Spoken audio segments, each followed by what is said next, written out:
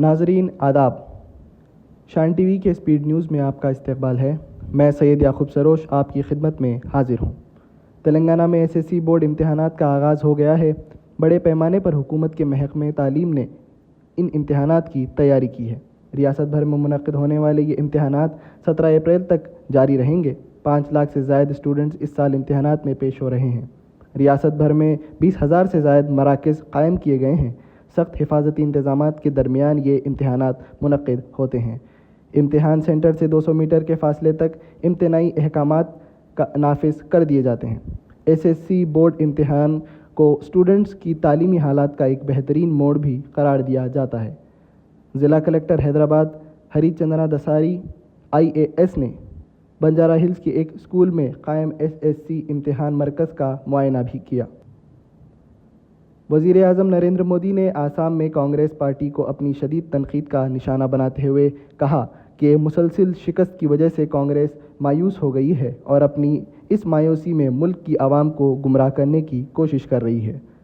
वज़ीर आज़म नरेंद्र मोदी ने आसाम के नौजवान से कहा कि वो कांग्रेस की मायूसी का शिकार बनने से होशियार रहें। आज मैं सिलचर से असम को सावधान सतर्क भी करना चाहता हूं। आपने कांग्रेस को असम से बाहर किया। आज देश का हर राज्य कांग्रेस को सबक सिखा रहा है। कांग्रेस एक के बाद एक चुनाव हार रही है।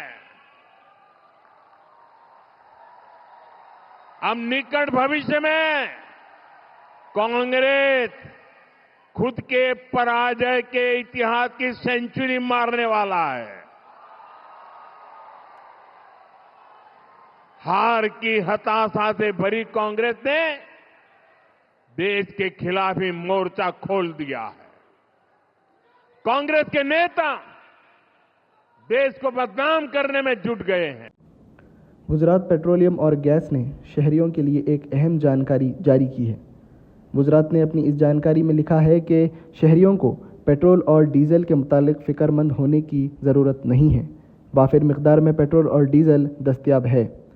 गुजरात ने शहरियों से खाली बोतलों और कंटेनर में पेट्रोल भरकर ज़ख़ीरा ना करने की दरख्वास्त की है, क्योंकि इससे हिफाजत के ख़तरात लायक हैं। रिटेल आउटलेट्स को भी हिदायत दी गई है कि वो ईंधन की फराहमी के दौरान हिफाजती हिदायत पर सख्ती से अमल करें और किसी भी खिलाफ वर्जी पर सख्त कार्रवाई की। आम आदमी पार्टी के कौमी कन्वीनर और दिल्ली के साबिक़ चीफ मिनिस्टर अरविंद केजरीवाल ने पंजाब की आम आदमी पार्टी हुकूमत की भरपूर सिताइश करते हुए कहा कि महज 45 दिन में अब पंजाब में इंडस्ट्री लगाने की इजाज़त मिल रही है। उन्होंने कहा कि किसी भी सनतकार को ना तो रिश्वत देनी पड़ रही है और ना ही अहदेदारों के सामने हाथ पांव जोड़ने पड़ रहे हैं। आसानी के साथ लाइसेंस और इजाज़त दोनों मिल रही है। मैंने और मान साहब ने पिछले 2-3 साल के अंदर पंजाब के अंदर जगह जगह घूम घूम के सनतकार मिलनी, व्यापारी मिलनी, यानी कि इंडस्ट्रियलिस्ट और ट्रेडर्स व्यापारियों के साथ मिल मिल के इतनी मीटिंग्स की हैं और उनकी बातें सुनी है कि आपको क्या चाहिए। अगर हम अपने एसी कमरे में हम या अफसर बैठ के ये सोचे कि हमें सब कुछ पता है, हमें कुछ नहीं पता। हमें नहीं पता टेक्सटाइल कैसे काम करता है, हमें नहीं पता ये हॉस्पिटैलिटी इंडस्ट्री कैसे काम करती है, हमें नहीं पता रियल एस्टेट के आपकी क्या तकलीफें, आपको क्या चाहिए।